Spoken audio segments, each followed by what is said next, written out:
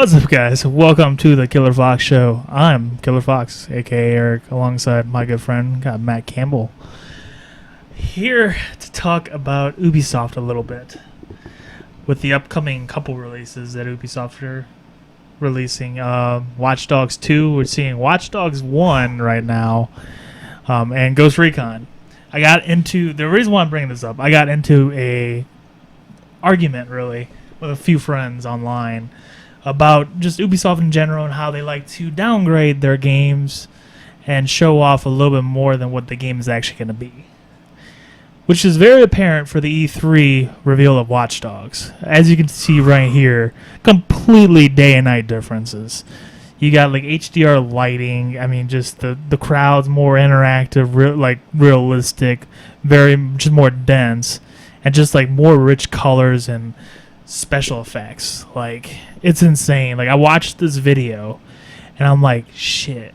Like, I pretty much lost my argument with this. Like, watched this video. Yeah. But on the same time, like, yeah, they did that with Watch Dogs. And then they did it with another game too that came out recently, Rainbow. They did that to Rainbow as well. And what made me mad was the fact that E3 demo that they showed for Rainbow, that was a real slice of gameplay. Yeah, and they did it to The Division as well. I actually forgot about that. Yeah. Poor Division. God. The population died off. Like, I still want to play. I want it to be good. I do too. But I don't ever have people to play with. Yeah.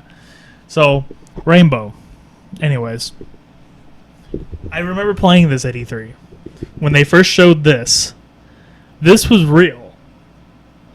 Like, obviously it was more scripted in the gameplay portion of it, but it was a real life slice because I was fortunate enough to be able to play that demo at E3 because I kind of fangirl out on like one of the people working there, and she took me in the back and we played it.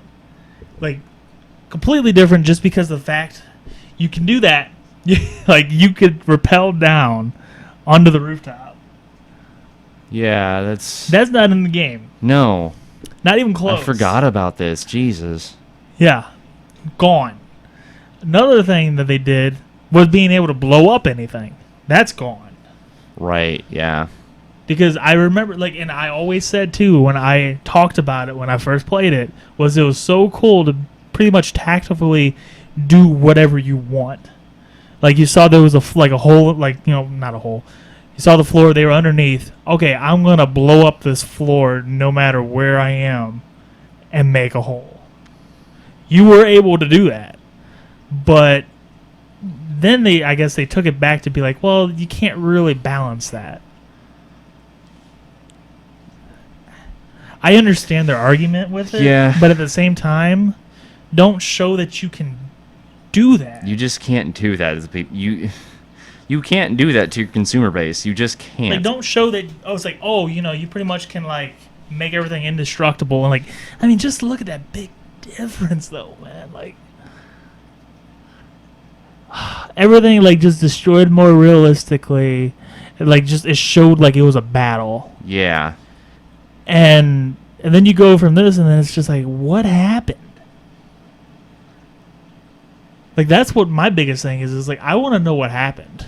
And then you could see, too, that, I was like, okay, so that wasn't even a room. No. And then you go down here, and it's like its own thing.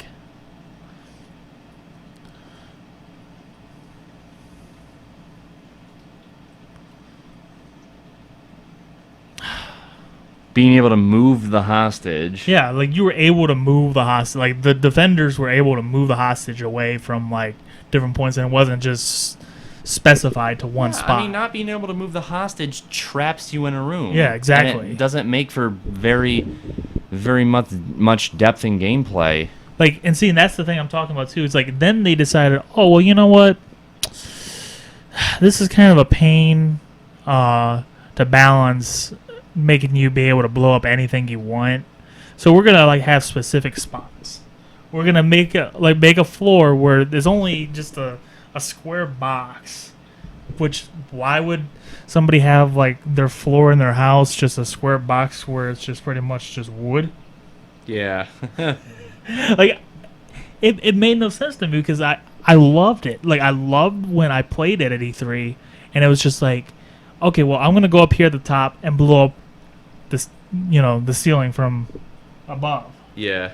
And I was able to do that. But then when I played at E3 the next following year, completely different. It's like, oh hey, guess what? Here's the real game. Yeah. So the argument stemmed to the games that are coming out soon, which is Watch Dogs 2. I think Watch Dogs 2 looks like it's going to be the real game. Mm-hmm. And they're showing this for Far Cry 4 right now, and I mean, it kind of look like, honestly, that one's a little bit hard to show a difference to.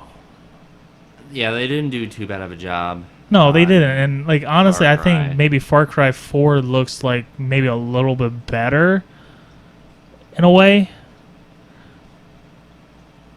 See, they're not even showing the same spots, which that's why it's hard to kind of tell with this section of the They video. just took a lot of foliage out, but they're still detailed. Yeah, there's still a lot of detail. And people are saying now that, Watch Dogs 2 is going to suffer that too. And I think the gameplay demo that they showed was legit. I think they're not going to, screw that up again. Yeah. But who knows? Like, I mean, I want to believe it. I want to believe that Watch Dogs 2 is going to be good. At the same time, I want to believe that Ghost Recon, what was it called? Wildlands. Wildlands is going to be good too. Because I'm a huge Ghost Recon fan. So, I don't know. I feel like companies shouldn't do that type of stuff. No. Especially, it's like you're gonna show off like a cool mechanic, like the rainbow stuff, where it's like you pretty much blow up anything, and then take it back, be like, oh no, I hope you guys forgot that. Yeah.